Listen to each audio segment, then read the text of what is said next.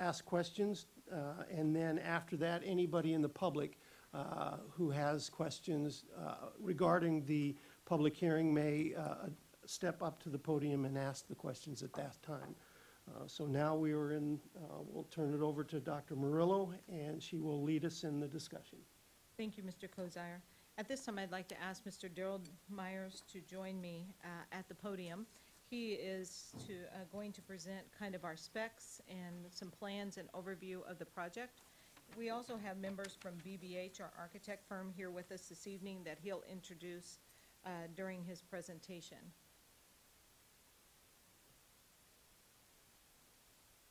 Mr. Springer. Great. Thank you, Mr. Springer. Yes. Thank you. Mr. Myers, the floor is yours. Okay, good evening, Mr. Kozire, Dr. Murillo, members of the board and the audience. Really pleased to be here tonight to talk to you about the Madison Campus project. This is the first phase of the middle school project, and we expect to house Kern Middle School and Wilson Middle School in this project. Here with me tonight is John Sinovic, from Principal in Charge for BBH Architects, and Roger Slauson with BBH.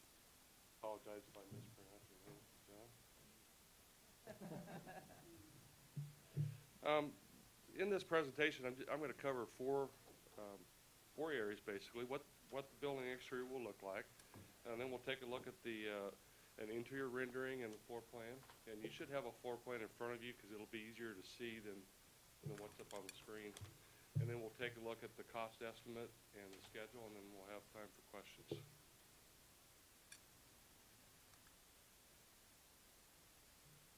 And basically, we're committed to making this renovation of this existing Target retail space into a safe, secure, comfortable learning environment.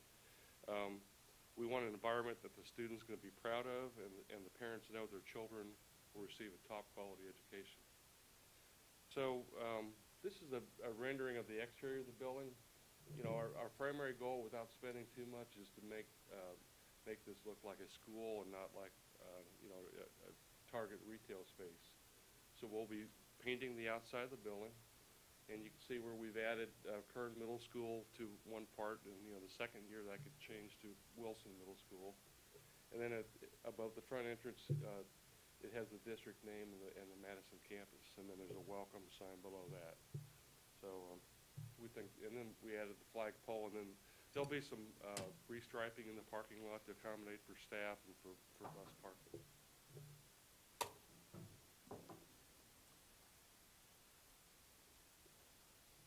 Now, on the interior of the building, as you walk into the building, as a visitor goes into the building, there'll be a secure entry system, which is something that'll be standard in all the schools, where a visitor or student would go up to like an A phone or a video monitoring phone, push a button, they would be allowed to go into the vestibule of the school, from the vestibule into the office, and then after they sign in, they would walk into this lobby that you see right here.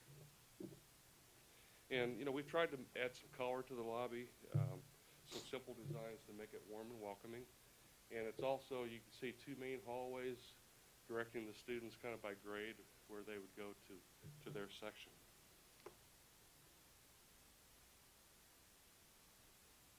Now the interior floor plan, I was telling Dr. Murillo this afternoon, it's too bad we couldn't just have played the Channel 7 News, because she did a really good job of going through, kind of taking a walking tour of the building, probably much better than I could right here. If you haven't seen it, you should take a look at it. Anyway, the interior floor plan consists of approximately 60 classrooms, in addition to office space, using about 94,708 square feet of existing building. Not shown on this plan is right above the office area on the lower left-hand corner. There's actually a second floor. That second floor will help us provide more office space, a conference room, counselor rooms for the teachers. And as you go through the building, as you see in the lower left-hand corner and the upper right-hand corner, there's large spaces for PE, which we feel is very important. To the left of there, in the upper part of the drawing, there's a servery and a cafeteria area. And just as a note, the food for this school will be prepared at Abraham Lincoln and brought in, with hot carts. We also have music rooms with tall walls and insulated walls along the east side of the south side of the building. And then we've added 2 large restroom areas right in the center of the building to take care of the student load. This floor plan's been designed to create a space that will make the students feel like they're in a real middle school.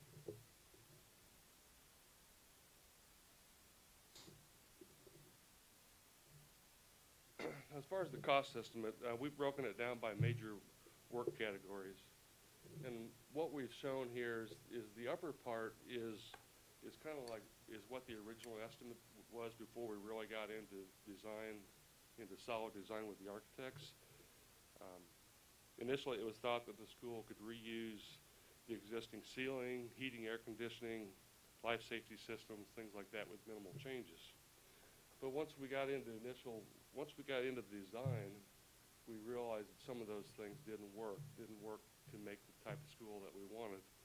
So we had to add budget to lower the ceiling from 14 foot to 9 foot. We found the existing ceiling tile had low or no acoustical value, and with that many kids in the school, it would have been detrimental to the education. By lowering the ceiling, we went ahead and put in new lighting, but for code, we had to put in new fire alarms, fire sprinklers, some exterior wall insulation, and some flooring replacement. Then in order to meet code requirements under plumbing, we added another set of restrooms to closely match what we had in the existing middle schools. One of the larger items that we found was the rooftop units in the building could not reasonably be repaired, so we're having to replace the rooftop units. And we found that the ductwork, most of the ductwork that's above the ceiling cannot be reused, and it'll have to be replaced.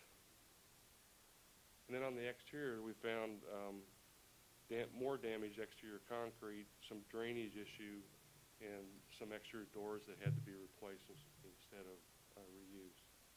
So with adding a 10% contingency to this project, our estimated cost is up around $6.2 million.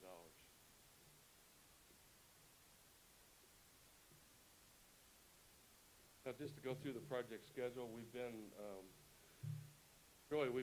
in design probably since probably the 1st of December. It's been a quick process because of the schedule. We're ready to go out to bid, put these drawings out on the street tomorrow. The drawings have already been submitted to the city as of last Friday.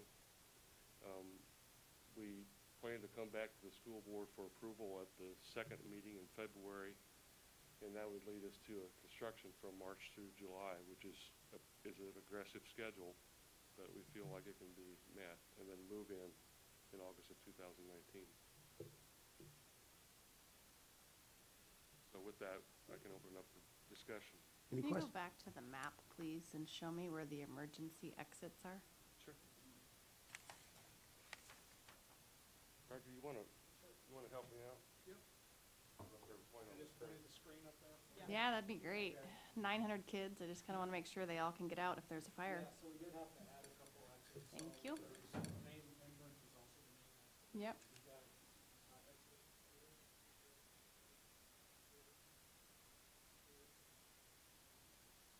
Okay, We added 2 additional ones in the back, but all of them have exits. and they'll be clearly marked for fire, obviously, but when we orient our kids to the buildings, they'll know where that is, right? Okay.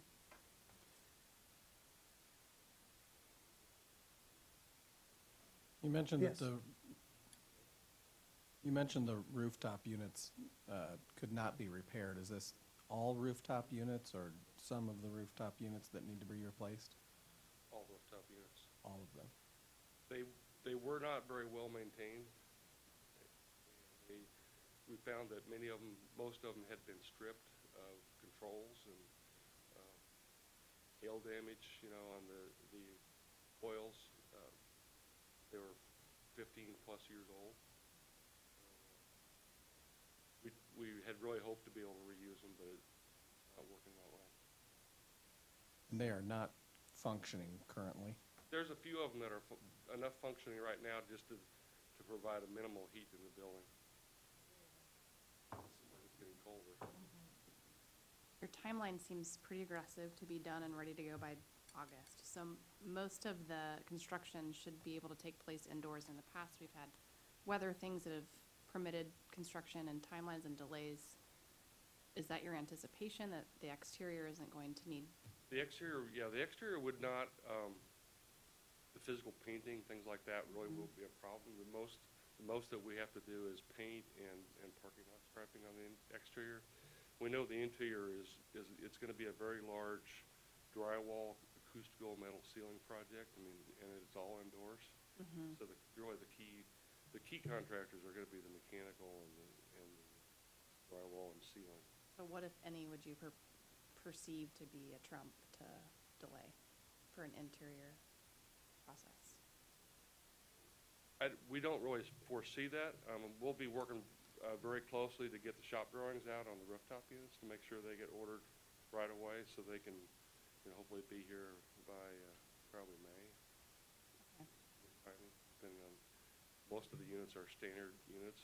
I talked to the engineer this morning, and we're not buying the best. We're buying units that'll be adequate, but not, you know, the best rooftop units out there. Just on the line. And they're gonna last for the duration of while we're in the building, okay.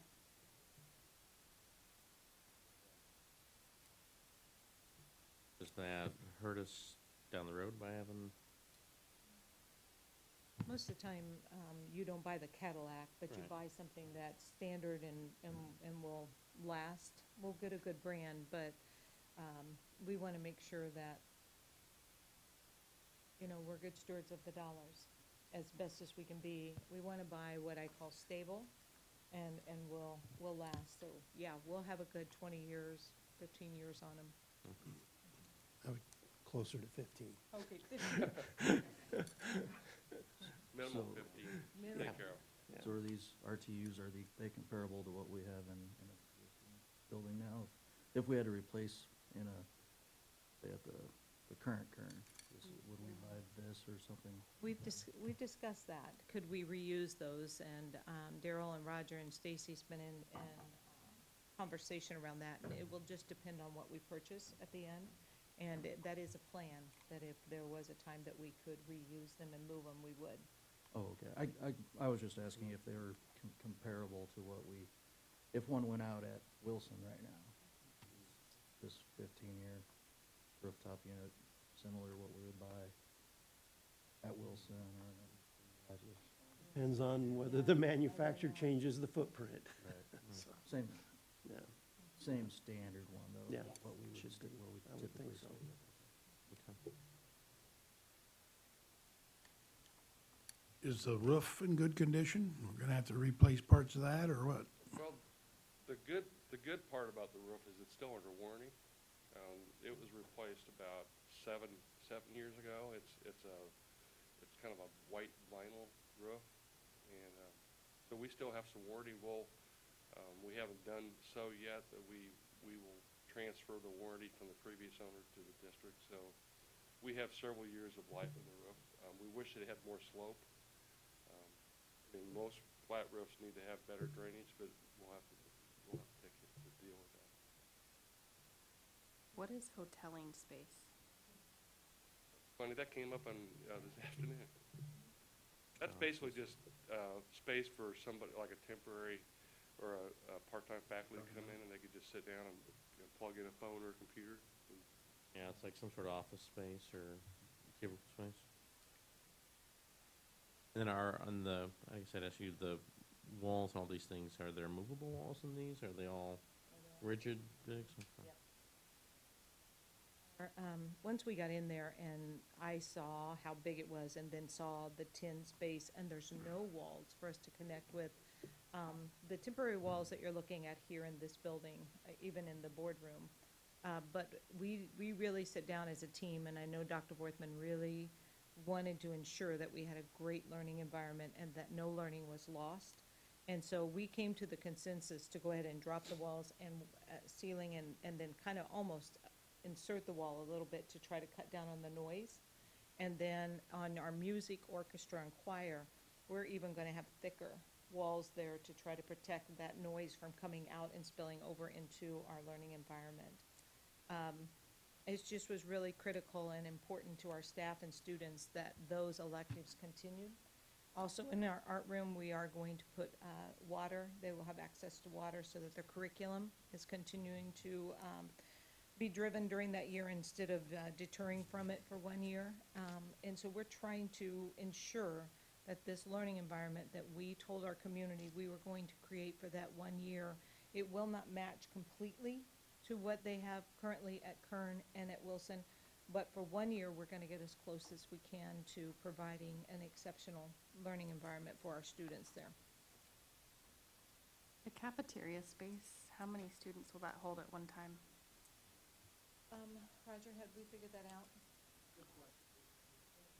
Yeah, Roger, come and You go join up to us the up here. microphone, then everybody that's listening at home will hear you. So, I'm not trying to, Mhm. try to talk loud enough. Okay. Yeah, there's gonna be the 3 lunch periods just like they have now, and, in that space, we think we can get about the same amount of kids that we still have now, if we have also full space. Okay, so you could go into the PE area. Okay. So then you have, is this like a sixth grade PE or some sort of multi-purpose room? And then a hardcore, or what do these PE spaces look like? Both of the PE will be predominantly for activities that they can do inside of there. We will not have a gym floor or a striped floor. We will have something that's down there for them to use, but it will be at a very low cost. We are looking to see if we can bring portables in, like portable volleyball nets, portable basketball net, basketball hoops, and those type, but we're creating this so that they will have to live off of more, team sport activity in those 2 spaces. But they have PE for their students every other day, all year long, all students. And I think it's critical, especially for our 6th graders and 7th graders, to be able to have that physical activity and burn off, because there is no going outside, there is no track and field. So that's why we felt like the 2 spaces would help us. Currently, we run 3 classrooms at a time. So there may be some periods that they have to share and have 2 in one space and 1 in the other. Carpeted throughout? Daryl's looking at me because I do believe as loud and the cement floor that you will hear kids walking all the time. So we are going to do a very low-grade carpeting in every classroom and in certain areas, yes.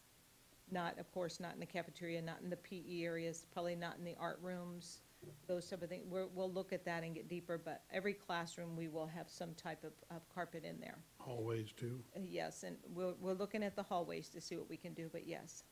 Yeah, we've done some experimenting with cleaning to see how well we can clean we feel like, in some of the open areas, we can clean the tile and patch it. That tile that's in there already? Yes. But definitely the classrooms, the carpet. And then long-term, we feel that this configuration, like it's quickly a more expensive project than it was originally. Yes. This has great reuse purposes beyond that time frame for us as a district. Yes. If need be. If need be, and so desired by the board, we definitely will look at this as moving our alternative school, and you can see that clearly set up for that. Then also moving our ESC team in there, and then having space that we would consider and mark, and with the walls being the kind of temporary walls, moving maybe a few to create a large professional development. One of the things that we struggle with at the district is having rooms to meet. And so this place that we're in right now is always packed. So we fight for meeting rooms and meeting space, but we also have a fabulous professional development program, that we rent space in the summer, that we could also do our summer institute at the Madison campus and no longer rent space at the Mid-America Center. We're about 20,000 square feet here, is that right? 25. 25, okay. About 4 times. Yeah. Is I'm sure everything was done to be efficient with costs, is the bathroom exposure, is that? And by adding, when we first began this, we were just gonna have one main restroom with a couple of small. And I was very concerned about only having one main restroom, so we added a whole nother restroom, which is over 50,000 for that. But I felt like with 1,000 students in this building, we needed 2 big major, and then we can still have 3 small. That's in addition Okay. to staff restrooms that Yeah. we have. Okay, so there's other, okay. I don't recall the projected costs for some of the other plans that we looked at. You know, leaving the kids at Kern, Yes, you know, all those different plans that we looked at, but we are are still, we still under, yes. even with these added costs? We are. We're still under budget of what it would have cost for us to leave the students in the building through the construction, and it would have lasted about 3 years for each of the middle school. So here, middle school goes through 1 year of change and then back into their renovated, and then the next school. So we can do it now in 2 versus almost 6. And the cost is quite a bit still less than what it would have been to leave our students in the renovation.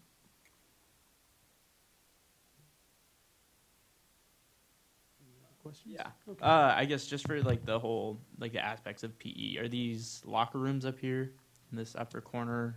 What is this serving as? No, there will not be locker rooms. These will, the students won't have lockers in the Madison campus at all. So they will have to carry their backpacks, wear tennis shoes, or have tennis shoes that they can change into. The cost would have been beyond what we could have been able to accommodate our students by adding lockers in the building or by adding locker rooms to the physical activity.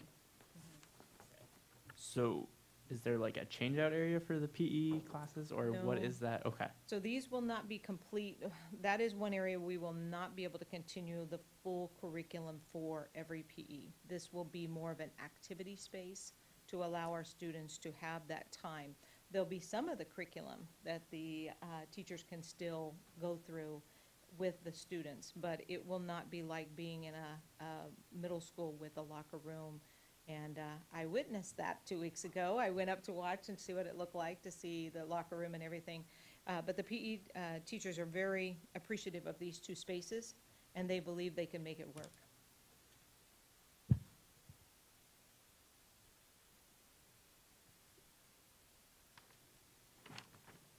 More questions? Nope, we're good. We're good. Okay. Just one other question. I thought I heard earlier that these renovations will, if we had to, maybe prolong the life 10 or 15 years? So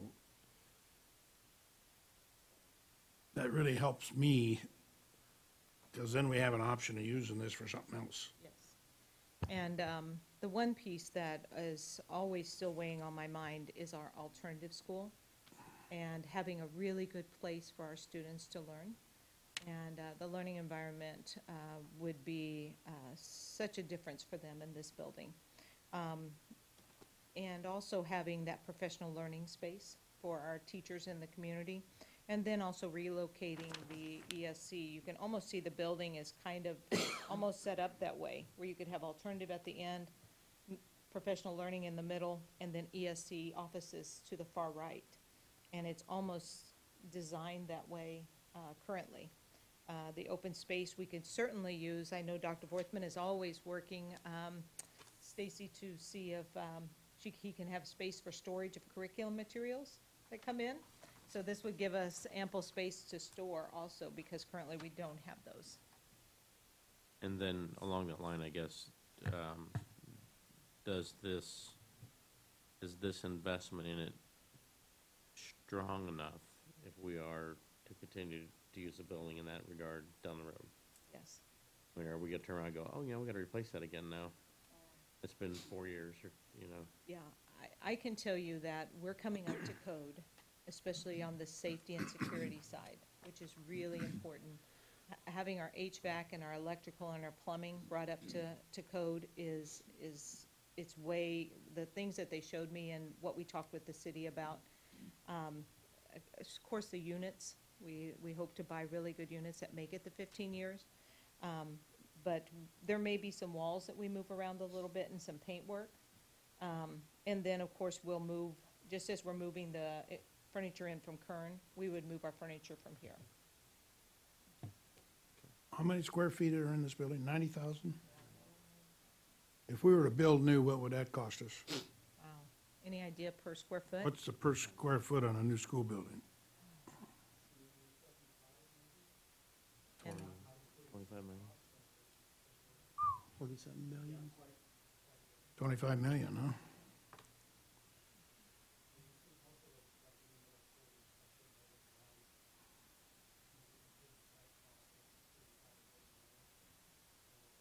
Of course, a new school would have a different PE arrangement. Oh, yeah, And that and- kind of stuff, but Auditorium.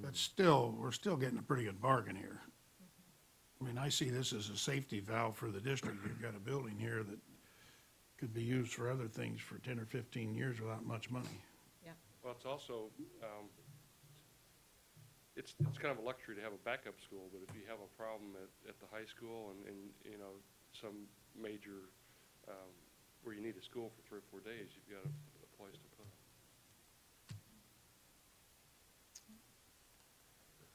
And Mr. Wilson's figured out how to pay for this? He has, with the help of Nice. Dr. Morello. I'm picking up a collection later from the board. Yeah. That went to the Gail Wickersham thing. There are no other questions, comments from the board. Is there anyone from the auditorium or from our audience that wishes to make comments on the school, on this renovation? Okay, if you do,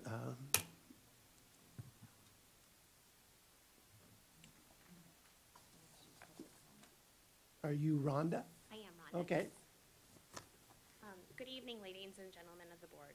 I'm here as a concerned parent with 2 students who should be attending Kern Middle School next year. My daughter Ella Heights is a 7th grader currently attending Kern Middle in the Extended Learning Program. My son Tucker is currently a 5th grader at Longfellow Elementary. They talk about being able to share a school next year every day, and Ella is very ecstatic to have her brother there with her. However, my family was blindsided to learn that my daughter will not be attending Kern Middle as we had planned. On Monday, January 14th, my husband and I received a letter from Mrs. Carrie Newman, the principal at Kern. This letter explained that next year, during the Kern renovation, our daughter Ella will not be attending the temporary Madison campus like other students from Kern. Instead, my daughter and all of the students in the Extended Learning Program and the Therapeutic Learning Programs will be segregated from their neighborhood school student body and will attend Wilson Middle School. What this really means is the Council Bluffs School District is segregating students with disabilities from their non-disabled peers. A policy that conflicts with my daughter and other students with disabilities' rights. The letter goes on to state the reason these students will not attend the Madison campus is because it will not include the same amenities available currently at Wilson. I question this logic in that the district should be creating spaces that will meet the needs of all students in the Madison campus, of all ability levels. A number of modifications are going to be needed to transform this building into a learning center for any students to attend. Why can't the necessary modifications be made for students with disabilities to also attend the Madison campus? An informational meeting is scheduled for this Thursday at Kern. I had intended to bring my questions and concerns first to this meeting. However, while researching the important dates regarding the renovation, I saw on the district website that this board may be reviewing and considering approval of the renovation plans in January. As this is the last meeting in January, it appeared this would be my only opportunity to bring my concerns to the board. The letter we received last week was the first and only time we as parents have been made aware of this plan for the Extended Learning Program and the Therapeutic Learning Program. We have not been included in any way, as the district has decided to make a change of placement for our students. Under the Federal Individuals with Disabilities Education Act, IDEA, Parents are supposed to be part of the decision-making for children's individualized education programs, or their IEPs. Dr. Murillo was on KETV last night showing off the new state-of-the-art facility where students will get to utilize 3 music rooms, 2 gym spaces. But what was failed to be mentioned was that an entire group of students with disabilities and special needs are going to be excluded from that facility. Ella talks every day about going to school next year with her brother. She prides herself on being a Lynx. How do you suggest I explain to her that she no longer belongs to Kern? That the school district believes that she should not be with the kids she grew up with in her neighborhood? How do I explain that to my son? My daughter has attended school with students from our neighborhood school since she was 4 years old. She has grown up and built relationships with these students. Can you imagine telling any other student that you can no longer attend school with the friends you have grown up with because you learn differently? What message does this send to these students? What message does this send to the entire student body, to staff, to faculty? It sends the message to everyone that students like my daughter do not belong, and that they're not as valuable as others.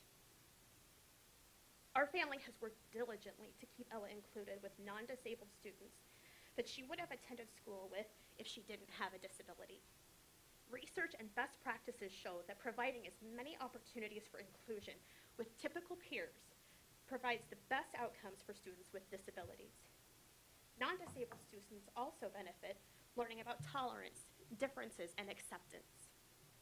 Yet the district has come up with this plan to do just the opposite of best practices, and essentially behind the backs of parents. We had no idea this was even being considered until last week. One might think it was strategic to hold a meeting to answer these questions 2 days after the board approves the renovation plan. If anything, the district and we as a community should be looking for more opportunities to include those with disabilities, not push them further away. Federal and Iowa state laws protect the rights of students with disabilities and promise that they will be educated along with their non-disabled peers in their neighborhood school. I have serious concerns whether the current plan is in line with those important laws. What this comes down to is the Council Bluffs School District is going to be further isolating and segregating these students with disabilities for the district's convenience and not for what is the best interest of the students. This is a bad plan, this is a bad policy, and it is a bad precedent. Thank you for your comments. Thank Any other questions or comments?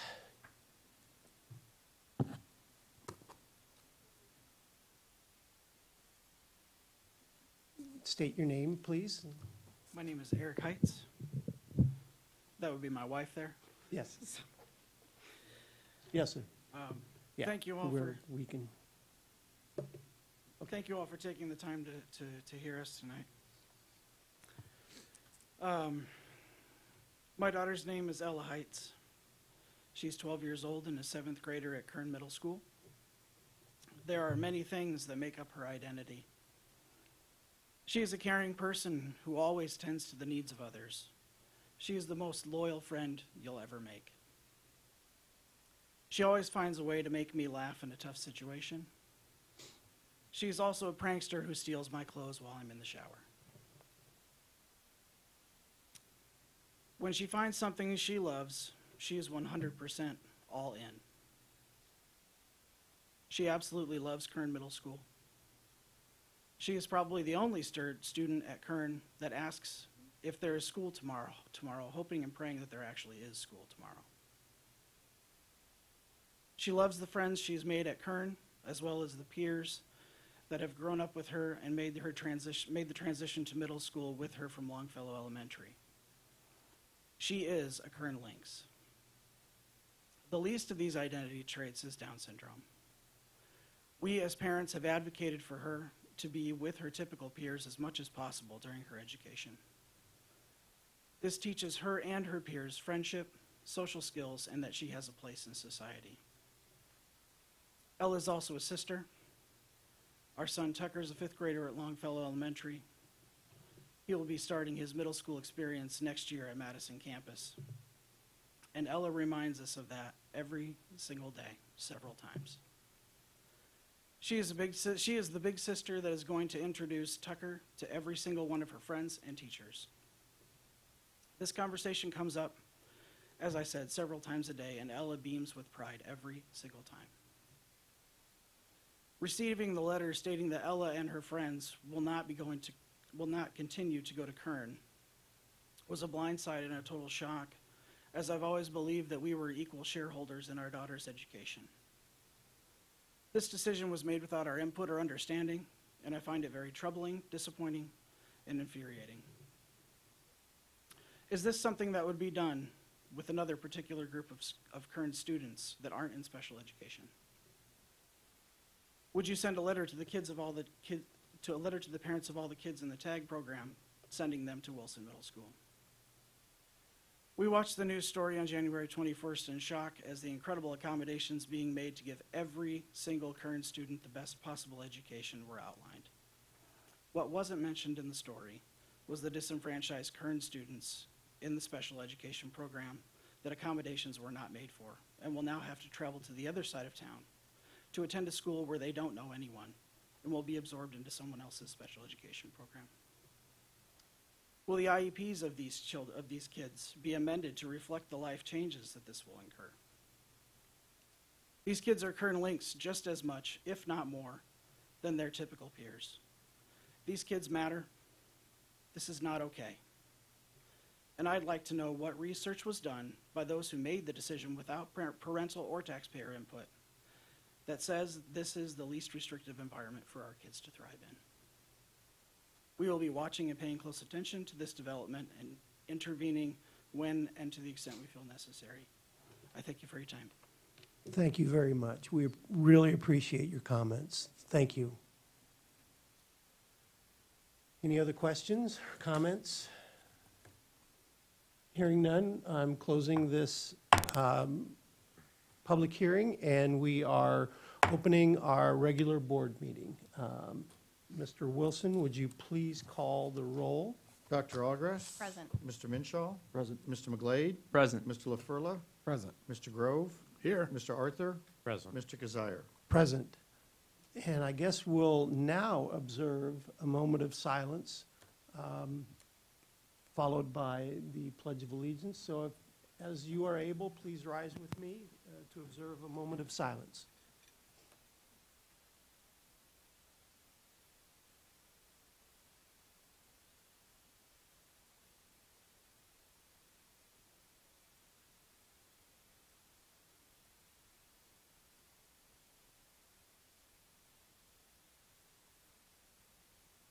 Please join me in the Pledge of Allegiance. I pledge allegiance to the flag of the United States of America and to the republic for which it stands, one nation, under God, indivisible, with liberty and justice for all.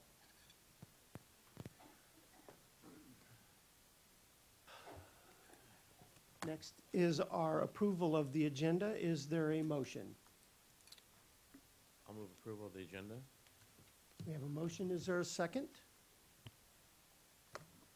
Second. Motion and a second. Any discussion? Hearing none, all those in favor signify by saying aye. Aye. Opposed, same sign. And our agenda has been approved.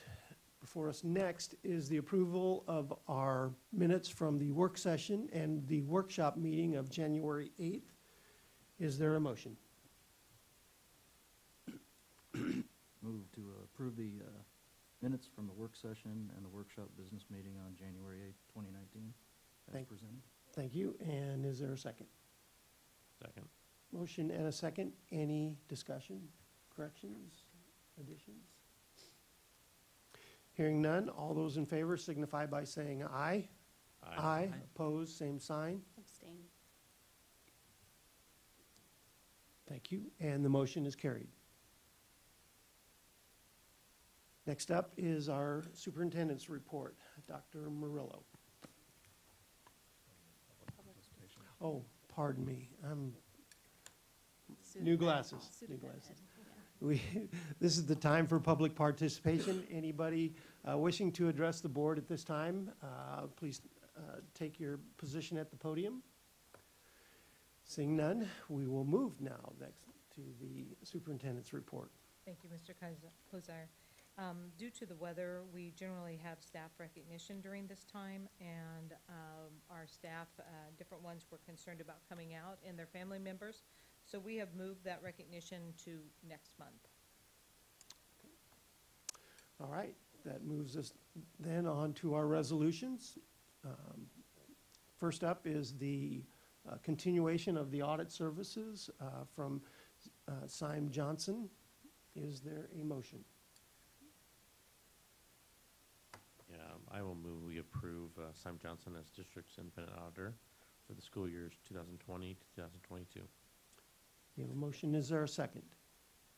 Second. Motion and a second. Any discussion? Is there any recommendation or best practices on how often you should change auditors So or bid out? so every 3 years, some school districts change out auditors. What we have proposed to do is changing out an auditor is kind of a really disruptive, big deal, and I'm not sure that the juice is worth the squeeze, to use a professional term. So what we've looked at doing is actually rotating a partner on this job. So we have a different set of eyes reviewing the audit report, so that we are essentially getting a fresh look at it. And Syme Johnson, in your materials, has given us a list of partners that we could choose from to be those different eyes. And that is actually the IASB's position on auditors, that if you are continuing to use the same firm, that you rotate the lead auditor for the process. And I'm hoping these guys had nothing to do with OPS's, any sort of oversight of the bond, the finance committee. They are the auditors there, I but know. that would be the actuaries and the board. So Wow. it wouldn't be Okay. Syme. If there are no other questions, we will move to the vote. Before us is the continuation of the audit services from Syme Johnson. Mr. Wilson, would you please call the roll? Mr. Arthur, Yes. Dr. Ogres. Yes. Mr. Minshaw, Yes. Mr. McGlade, Yes.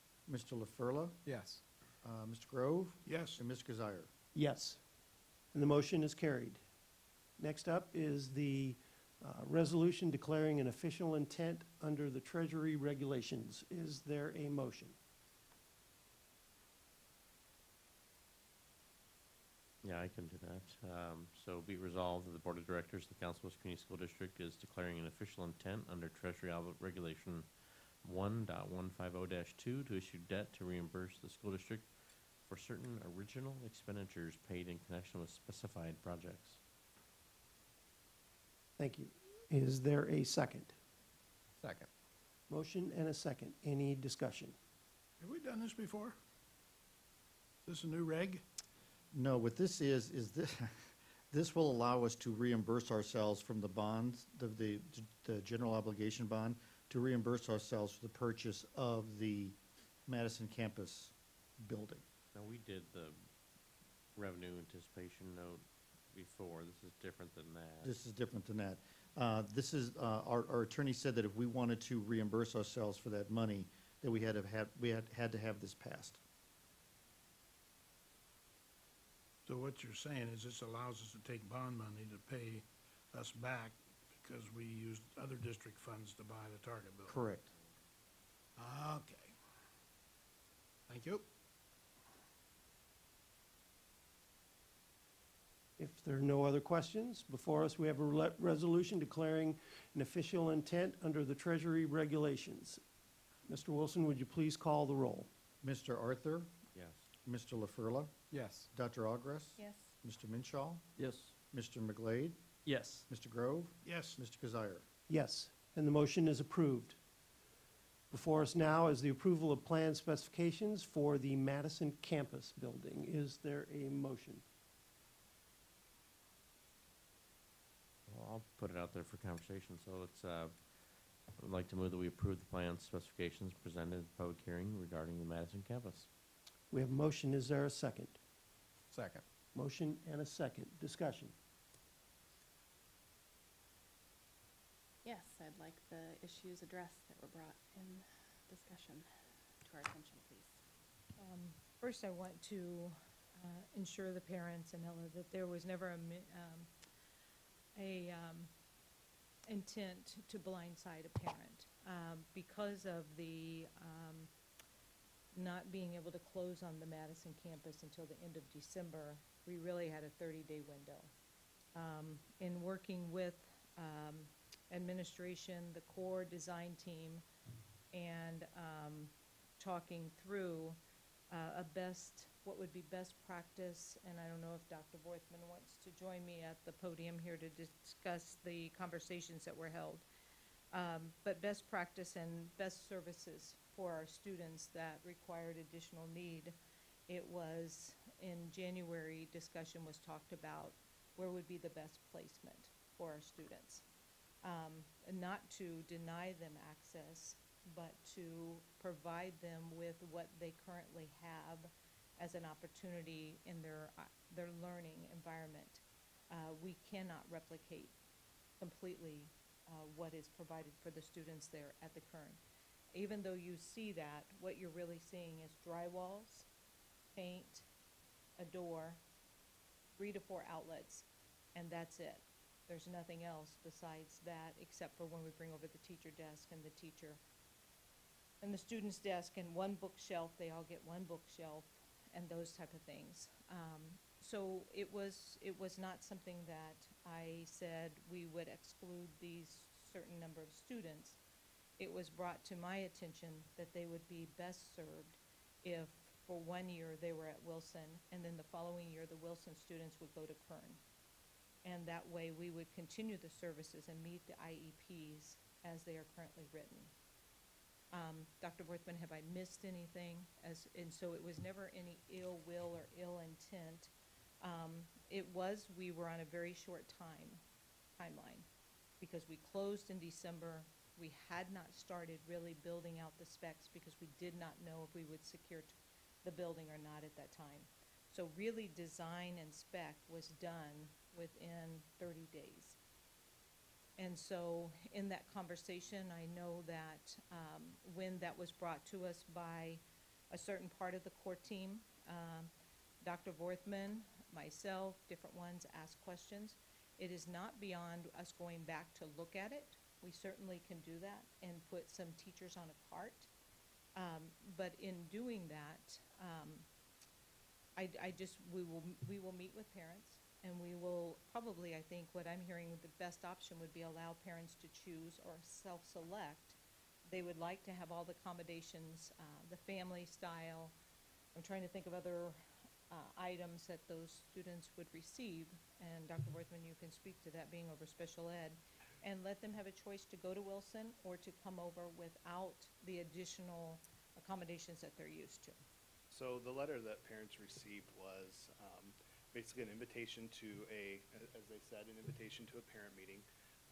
One of the things that we plan to address on Thursday night is the opportunity for IEP teams to meet and to have these conversations. Our recommendation at this point is going to be based on the needs of those programs and that they would be best served at Wilson. That does not mean that an IEP team certainly can't make a different decision. As you know, those IEP teams have the ability to identify individual student needs. But as you know, we operate several specialized special education programs that don't belong to a specific school, but belong to the whole district as a whole. And so both the TLC program and the ELP program at Kern, as well as the BSP and autism program at Wilson, serve students from across the district, regardless of their home attendance area. And the reason we do that is so that we can benefit from economies of scale, so that we can stretch every dollar that we have as efficiently as possible, so that we're not duplicating services. Both the ELP classroom and the TLC classroom are very specialized instruction for a very specialized reason, because they have very special students in them that need very specific items that are specified in their IEP.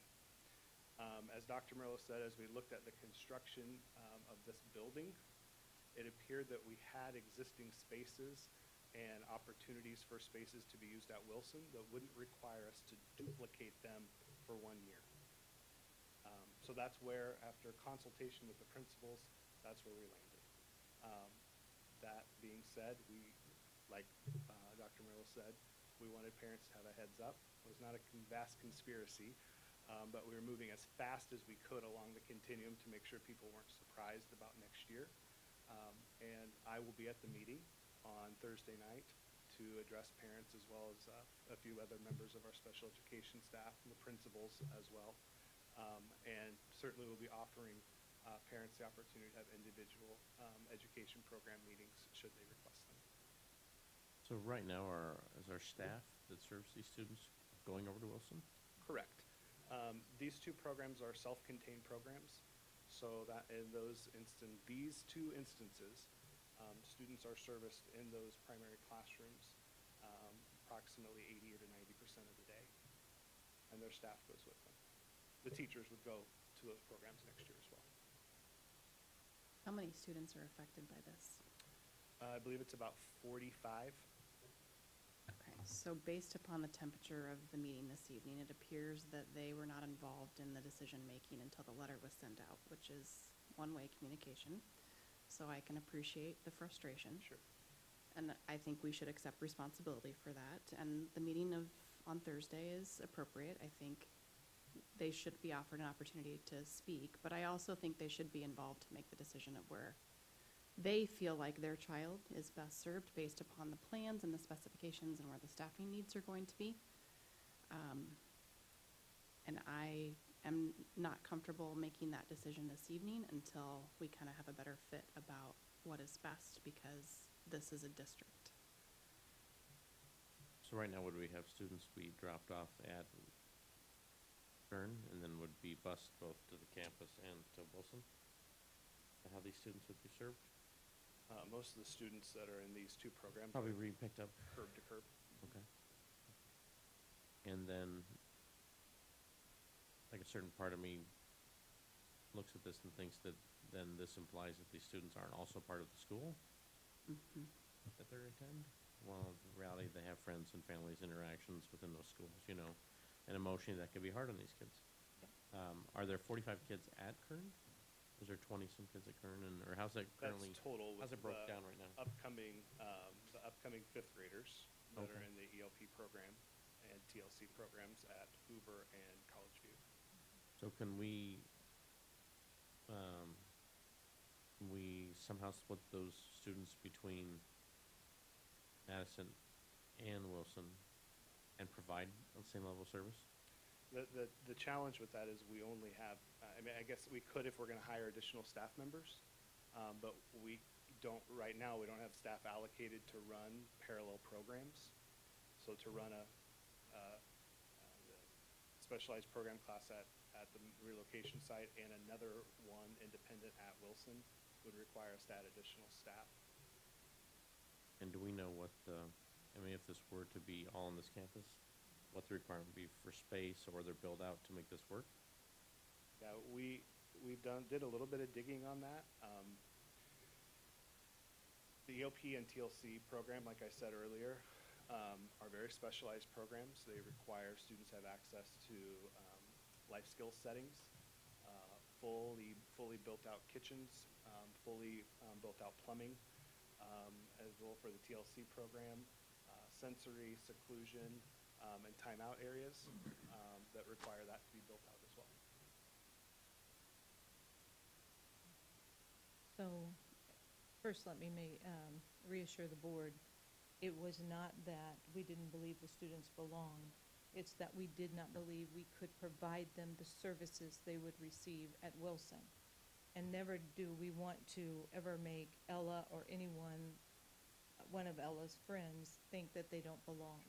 Because they do belong. And it does hurt me that we didn't see this as personal as we're thinking of providing you with a good space, a good education, a good year of learning environment, and we look beyond the relationships that you might have with other students. So I apologize for that. And our goal will be to look at what we can do.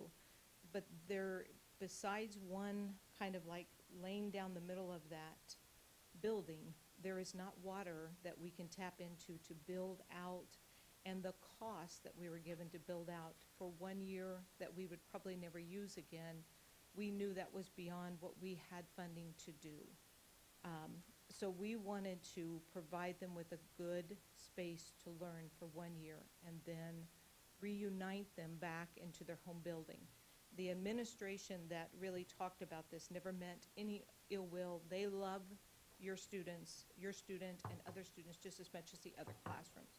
It was all about keeping them, meeting the needs of their students. And that's really where we went. And so I am very open to, at the parent meeting, talking with parents, sharing with them what the accommodations look like, allowing them to self-select, knowing what they may not have access to if they elect to go to, because every classroom is pretty much just 4 walls, 3 to 4 outlets, a teacher's desk, a bookshelf, and student desks. And that's what they have in that building. Thicker walls for music, art, and band. But again, it's chairs and musical instruments, and that's it. So it's a vanilla cone, but yet we're trying to make it a safe, inviting vanilla cone. But for the board to know that we would be very open to allowing parents to make that decision, you have our word that we will. So I assume that at Kern and Wilson, we're building out in the renovations spaces, and if we were to build out a 3rd space at Madison campus, we would have an empty, well, that would be something that we would have to renovate or reconsider at a later time once the renovations are complete. I think the one thing that I can relate to is with 40 families, that I can relate to the frustration and in how the communication was rolled out. And I think we can make an effort to make amends that way. But I am concerned with not approving these specs tonight and getting started immediately on the renovations as soon as we possibly can. There's a reason why we all decided we needed to meet tonight despite the weather. And I'm worried about the timeline if these specs don't get approved. We are at great risk of not entering before the school year opens if we don't get the specs out. And again, the specs do not cover exactly what's inside the classroom. It's just that we will build out we can build out this many classrooms, which doesn't mean that we can't have some teachers going from classroom to classroom to open up some of these classrooms for other programs. So we certainly have flexibility within the building to move some things around or have a couple of teachers on a cart. Yeah, we did study this, and there certainly is square footage there to be able to do it. We need to be able to run plumbing to these locations in order to, the biggest challenge is meeting the curriculum. And that's what, every one of these IEPs has a very specific set of goals that we must accomplish for these young people. And we want to be able to do that with fidelity. And given the constraints of the facility, we could not in good faith tell our families that that facility would be able to accommodate the curricular needs of those IEPs. If that's something that, if we need to go back to the drawing board on that, we certainly can do that. I don't, at this time, I don't know what the cost estimate of that would look like. Would it be 2 classrooms or 45 students? It'd be 4 classrooms. 4 classrooms? With sensory and And seclusion. each would need the plumbing? The 2 kitchen? of the 4. So I was just looking at the plans here, wondering if it was, It's if not a we went square back and footage looked issue. at it, if we could tap into the plumbing in the middle and use those adjacent rooms, if we were to go back and revisit it.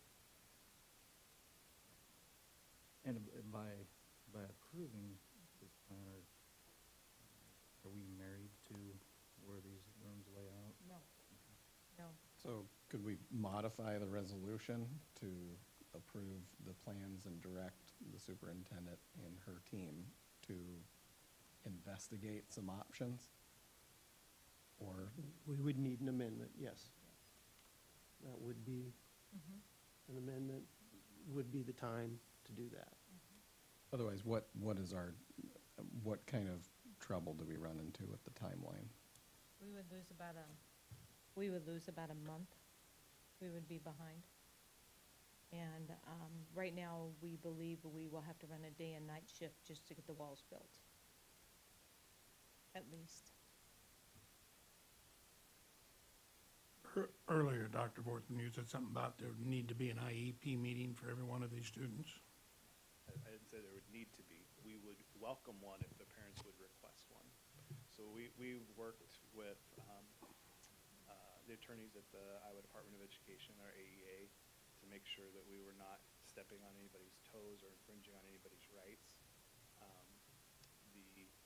The change of the physical location, they've told us does not constitute a change of placement, because we have district programs that are located in lots of places in our district, but we're providing the same level of access to schools.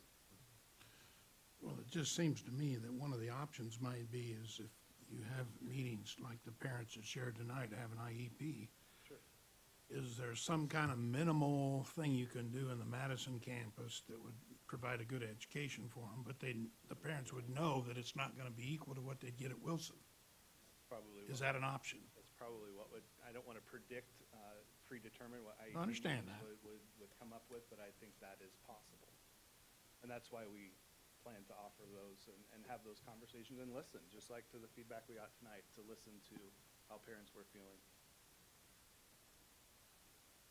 Well, to me, that seems a way to deal with it, and it gives the parents the chance to say, this is what I prefer. I mean, what I heard tonight from both of you, it's kind of really important for your daughter to be with the other kids. And you as a parent might say, yeah, that's what we want. And if she gets a little less physical facility in this building that she's had before, we're okay with that. I mean, that's, to me, that seems a way out here. And I But we know- can do that without really Sure. changing the Yes. physical spaces. right. Because that was, at one time, that was the point, to try, as we wrestled with this, asking parents, would they be willing to have just the location without? I know that makes Dr. Borthman very nervous, because he does want our students to have a quality education. And that is why the consensus came, and it wasn't like this was something we made just checking off boxes. I bet this was discussed at least almost every week, trying to figure out what's the right answer. And then I remember when Dr. Worthman said, communication has to go out, we need to get to talking with parents. So we've had principals at the table. I know that the principals have also met with the teachers discussing this. And at one point, some of the teachers at Kern wanted to come on to Madison campus, and some wanted to go to Wilson. Then it came back, all 4 wanted to go to Wilson. So it's something that we've tried to work through with trying to keep the student in mind, what's best for them. So I appreciate the conversation. I appreciate that we have a meeting set up. And I definitely can tell you that if we have parents that want to go to the Madison campus and they can live with less, but yet we can still have, I know Dr. Borthman's looking at me like, oh, please. Oh, please. Oh, please, if we can provide services, we will do the best we can, but we cannot replicate what is in the buildings.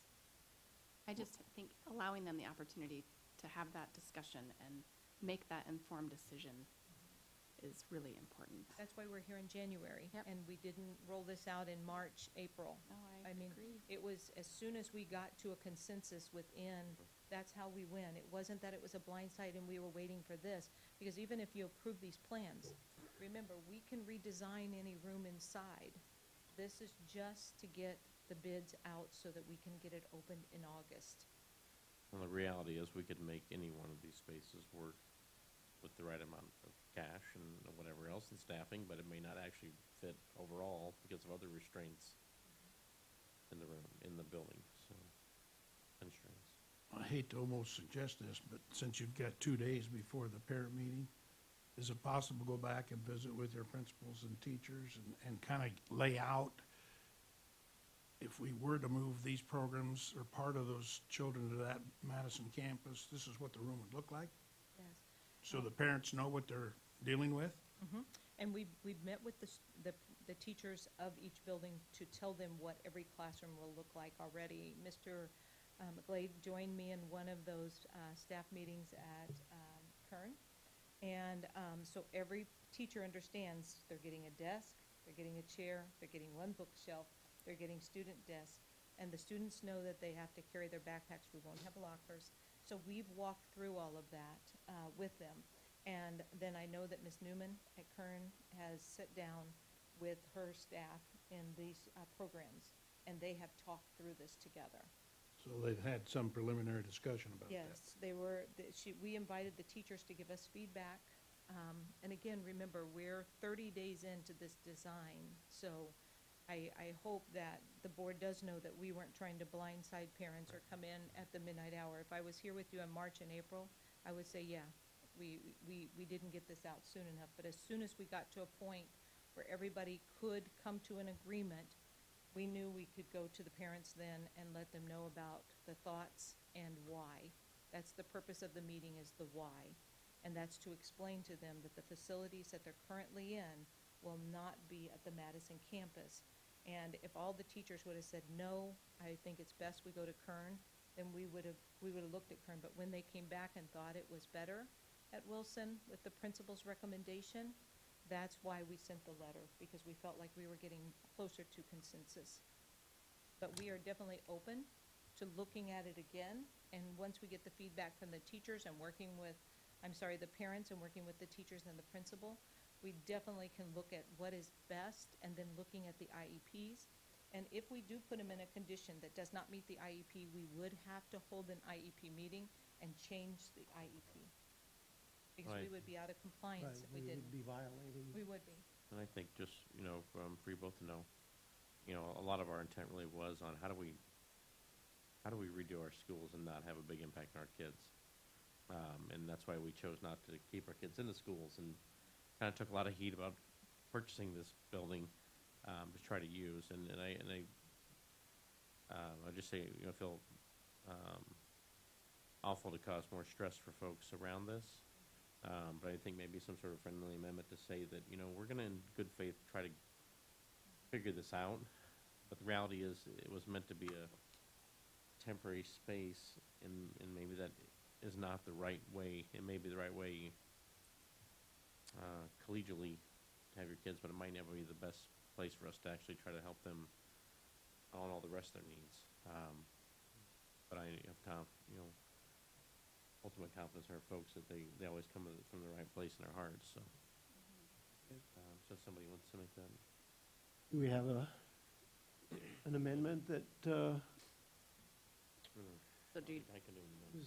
does somebody have something thought of? I move that we ask Dr. Murillo and her team to specifically look at the plans and try to identify needed space for special education students. Is that what? ELP, TLC? That need to be tied to the approval of the plans and specs as they are then?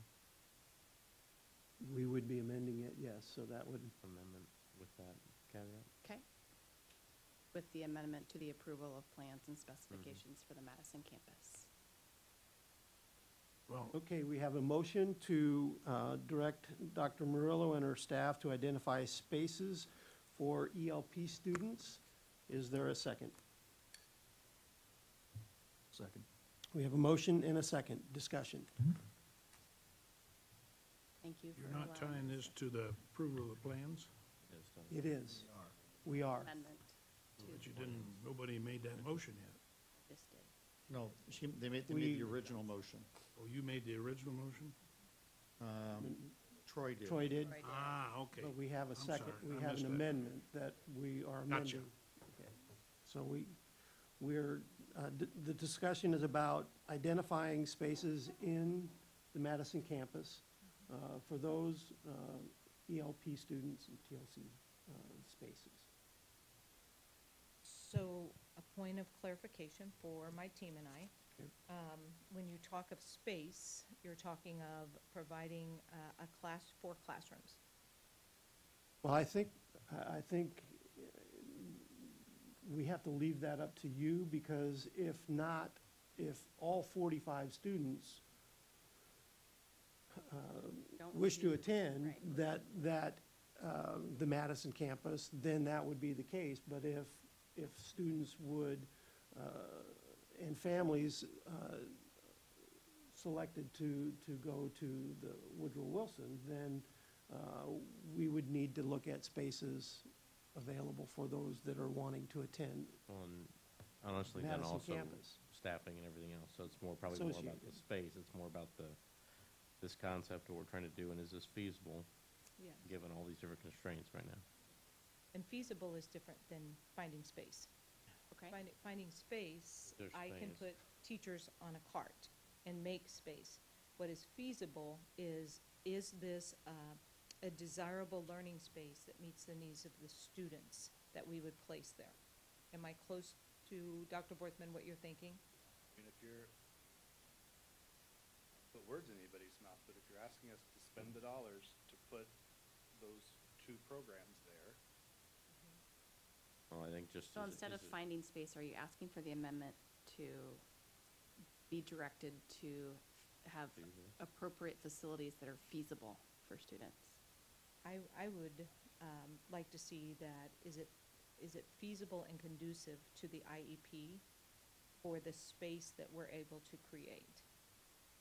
Are there other parts of the IEP that they may need, physical, education areas or other things that we can't provide here because we don't have the space? Or are there other things that you're opening up that we can't provide here? I'm just curious.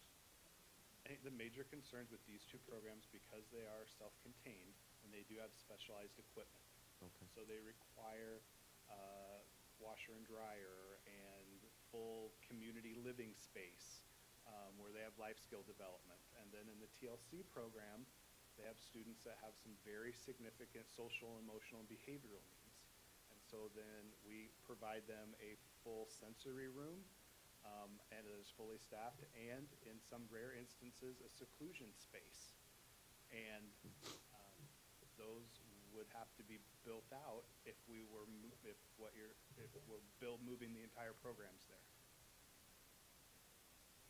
So maybe it's more of just, what are the options available for parents? Are they feasible in this space at all? For us, if it's, I mean, is it ELP and TLC? Is it, how does the staffing work amongst those 2 programs? There are 2 staff members in TLC and 2 staff members in ELP. And then how many paraprofessionals?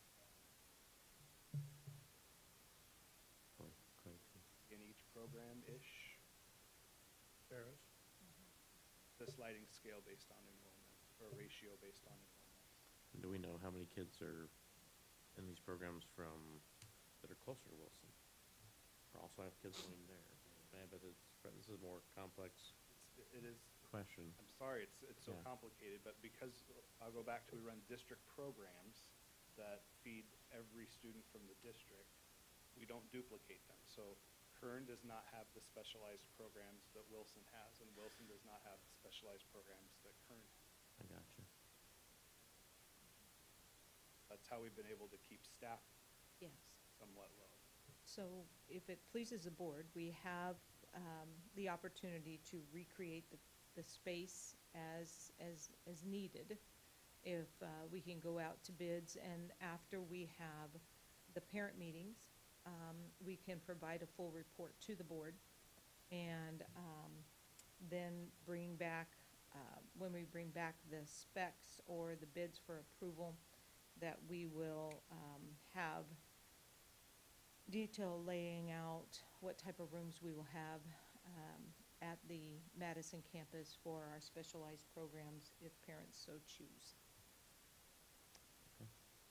Okay, I'm sorry, I need to clarify something. So the 2 programs at Kern are different than what's offered at Wilson, so do the facilities look different? they have some duplication in types of facilities.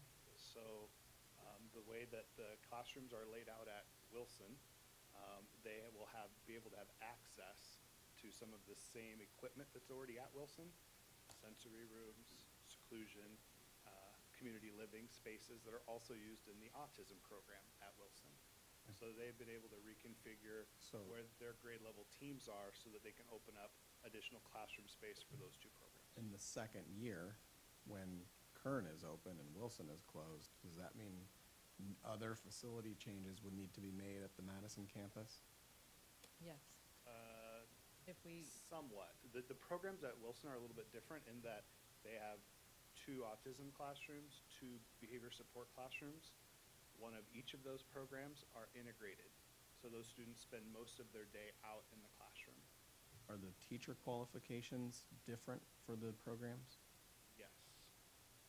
You have to have a specific license to teach in the ELP program. I'm just trying to think through all of these different options that we've talked about tonight, and, you know, if we basically create a third place, one of the options would be to serve some of these students at Wilson and some at Madison campus, if that's what I've been hearing is. We cannot do that We- without adding additional staff. Without, and that's what I'm trying to get to, you know, and Which is not easy to find. I guess what I want to get back to is it sounds like your plan was to meet with parents Thursday and talk about what's going to exist at Madison campus and what will be offered at Wilson, and allow parents and IEP teams to work on what would be ideal for their student. And I guess it would make sense to me that there is no amendment, and we just sort of direct the team to continue with that plan. I got some head nodding over here when we talked about that, as if, yes, that we would like to have that choice to do it. And I'm not sure that some of the other plans that we've discussed really make sense, you know, for one term or one year time period when you're considering all of these complicated variables. I don't have the letter in front of me, but based upon the conversation that's gone on this evening, says they will not be able to attend the Madison campus. They will be asked to go to Wilson. Is that correct? Correct. That is They don't have an option to look at Madison campus. Is that correct?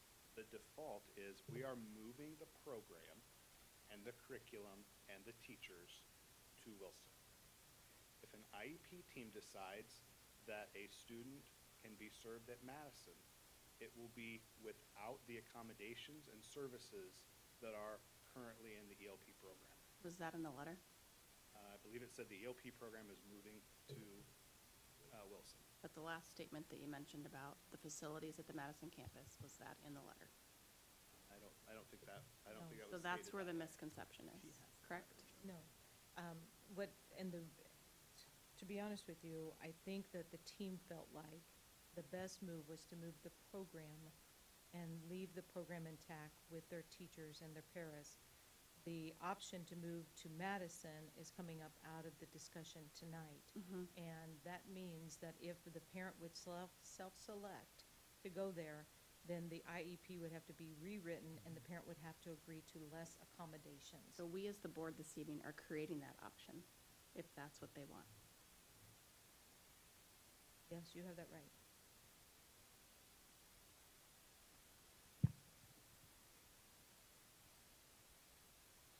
But I would, Which is where the amendment came from, correct?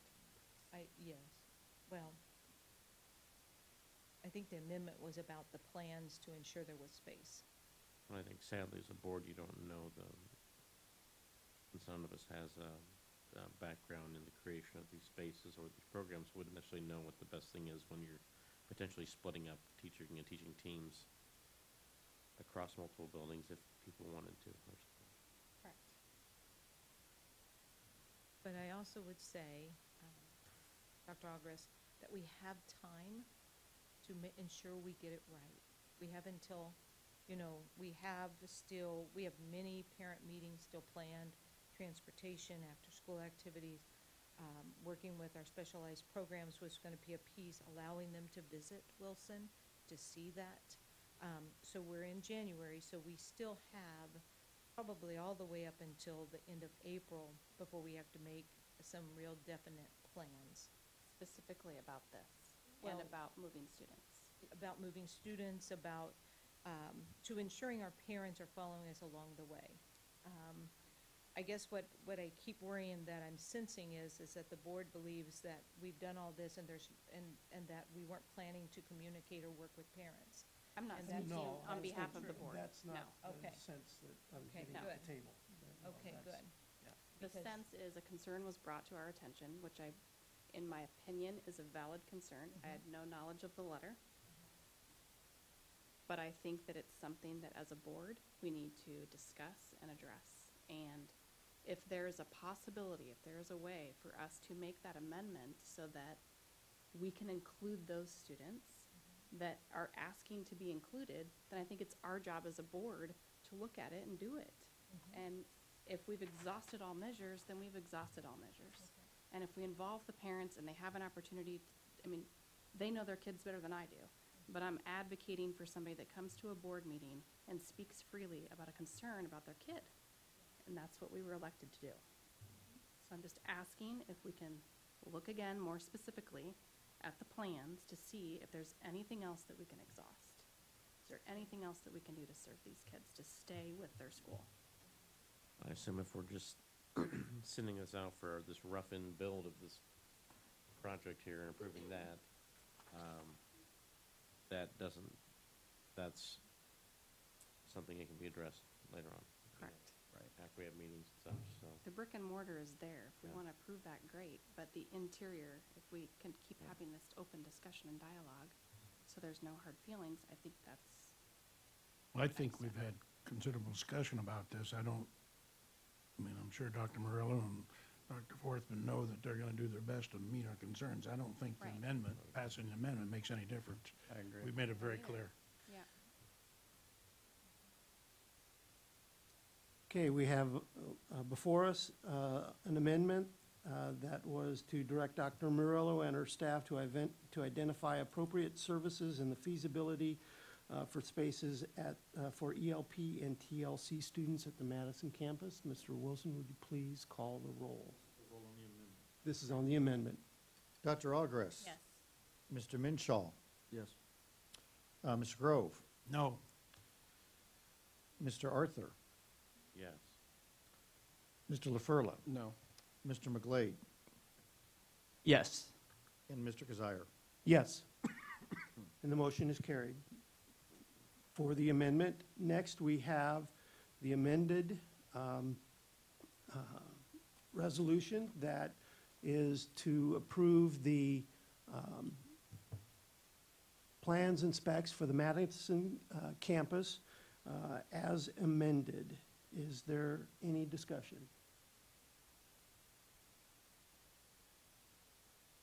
That was all a little confusing, but other than that, no. Okay. let's vote. We have a call for the vote. Mr. Wilson, would you please call the roll? Mr. Arthur? Yes. Mr. LaFurla? Yes. Dr. Ogres? Yes. Mr. Minshaw? Yes. Mr. McGlade? Yes. Mr. Grove? Yes, Mr. Kazire? Yes. And the amended motion has been approved. Before us now is a second reading of Policy 625. Is there a motion? Move to approve the second reading of Policy 625, high school graduation requirements as presented. We have a motion. Is there a second? Second. Motion and a second. Any discussion?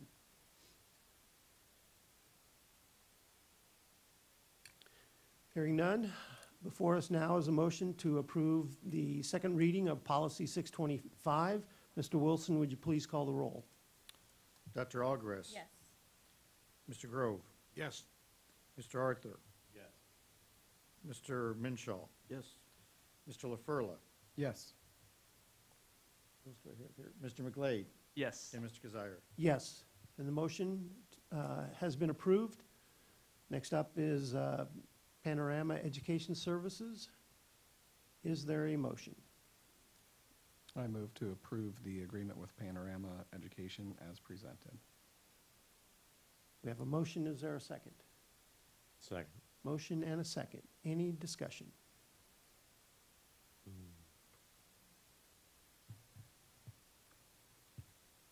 Hearing none, Mr. Wilson, would you please call the roll? Mr. LaFurla, Yes. Mr. Arthur, Yes. Mr. Grove, Yes. Dr. Ogres. Yes. Mr. Minshaw, Yes. Mr. McGlade, Yes. Mr. Kazire. Yes, and the motion is approved. Now we have the proposal before us, the approval of the bid for the CTE programs at Abraham Lincoln and Thomas Jefferson High Schools. Is there a motion? Move to approve the award of bid number 19-010, Council Bluffs Community School District ALTJ High School CTE Remodel Phase 2 to Prairie Construction of Omaha, Nebraska, in the amount of $1,159,000. Second. Motion and a second. Any discussion?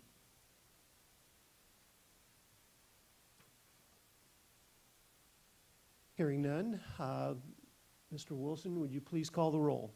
Dr. Ogres. Yes. Mr. Arthur, Yes. Mr. Minshaw, Yes. Mr. McGlade, Yes. Mr. LaFurla, Yes. Mr. Grove, Yes. Mr. Kazire. Yes, and the motion has been approved.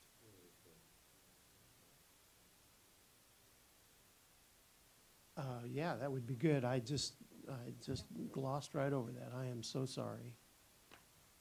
Just says the estimated cost for the project was actually funded by a private donation. And is it Beirut and Christian Rosick Foundation? So great school partner and community partner. Yes. Dr. Rossick has been a really great partner and really supportive of our district and supportive of this program, and we could not be in the place that we are without him. Thank you, Mr. Arthur.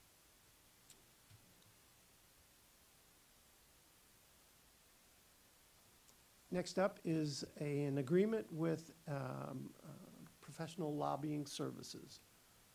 Is there a motion? Yes. Be it resolved that the board approve the agreement for professional lobbying services as presented. Second. We have a motion and a second. Any discussion? So it looks like all the Southwest Iowa, at least in the Council Bluffs, Pod County, are trying to lobby for things that are jointly beneficial for them at the State House. Awesome.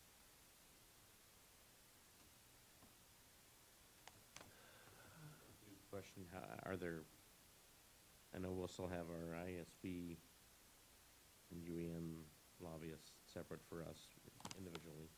That's not, okay. Okay, Mr. Wilson, we have a motion to approve the agreement for professional lobbying services. Mr. Wilson, would you please call the roll? Mr. McGlade, Yes. Mr. Arthur, Yes. Dr. Ogres. Yes. Mr. Minshaw, Yes. Mr. LaFurla, Yes. Mr. Grove, Yes. Mr. Kazire. Yes. And the motion has been approved. Next up is the YMCA agreement, operating agreement at the Kern Pool.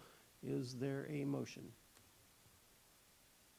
Move the board approves the YMCA operating agreement as presented. We have a motion. Is there a second? Second. Motion and a second. Any discussion? I recall this is for a one-year extension. Didn't we have a 3-year deal before? We did, and Mr. Hamilton negotiated kind of that contract, so I've asked him to join us and kind of share the reasoning behind the 1 year. Yeah, before it was actually a 5-year contract that they had, and when meeting with Leo McIntosh with the YMCA, they preferred to do a 1-year deal.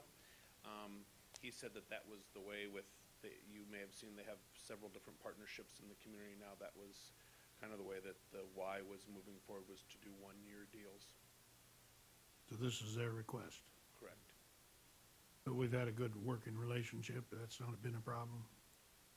Yes, we have a very good working relationship there. I don't think there's any intent to, for the YMCA to pull out of working with Kern. We're actually trying to work on improving the usage there.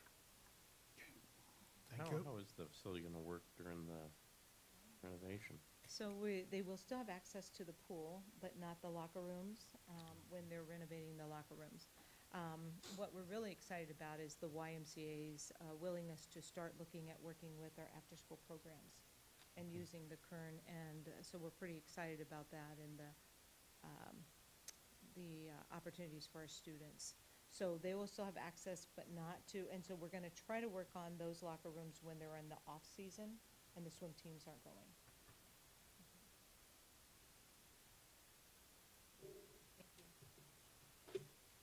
Okay, we have a resolution approving the YMCA operating agreement with the school district. Mr. Wilson, would you please call the roll? Mr. Minshaw, Yes. Mr. McGlade, Yes. Dr. Ogres, Yes. Mr. LaFurla, Yes. Mr. Grove, Yes. Mr. Arthur, Yes. Mr. Kazire.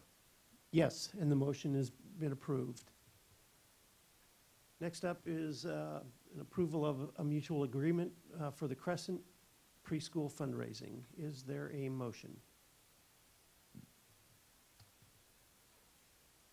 Yeah, I will move to approve the mutual agreement for Crescent Preschool fundraising as presented. We have a motion. Is there a second? Second. Motion and a second. Any discussion? So is there intent to raise the funds necessary to do structural facility upgrades needed, or? Well, their goal is to raise money for two areas. They want to open a preschool classroom out at Crescent. They believe it will help them in growing their enrollment. So we wanted to get the MOU or the agreement in place with them to kind of provide parameters and guidelines so that they understood kind of what is the policies of the district, what they can and cannot do, and then also to be really clear on the money that they're raising. And they're going to have some that is raised for a new preschool playground and some that is raised because they can only accommodate 12 preschool students. It costs more to operate a preschool classroom at that location.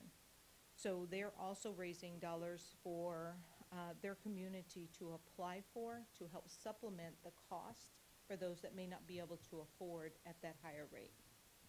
So this really just lays everything out for us and keeps it real clean.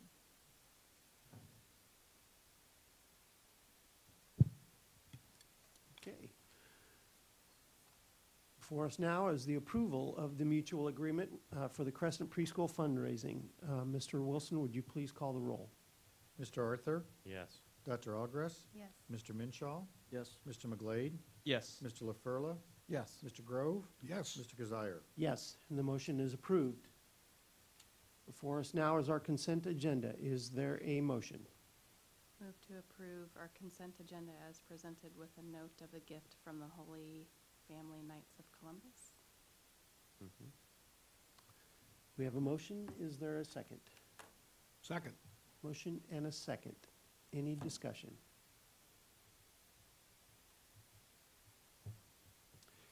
Hearing none, Mr. Wilson, would you please call the roll?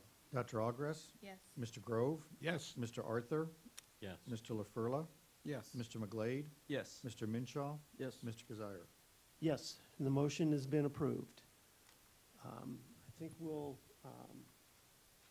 we talked about having three things that are important that occurred during this board meeting, and I'm willing to entertain what we feel are the three most important things that we can take away from this board meeting.